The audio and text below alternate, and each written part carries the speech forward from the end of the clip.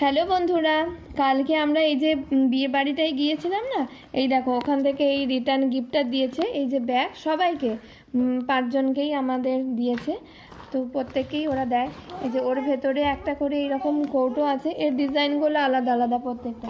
আমাদের একটা ব্যাগে এই কৌটো আছে, একটা ব্যাগে এইটা পেয়েছি। তো এর ভেতরে দেখাচ্ছি কি আছে। এই দেখো,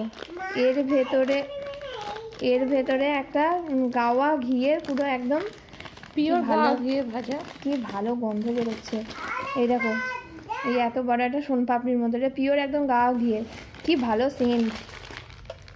এগুলো বলে এটা আছে।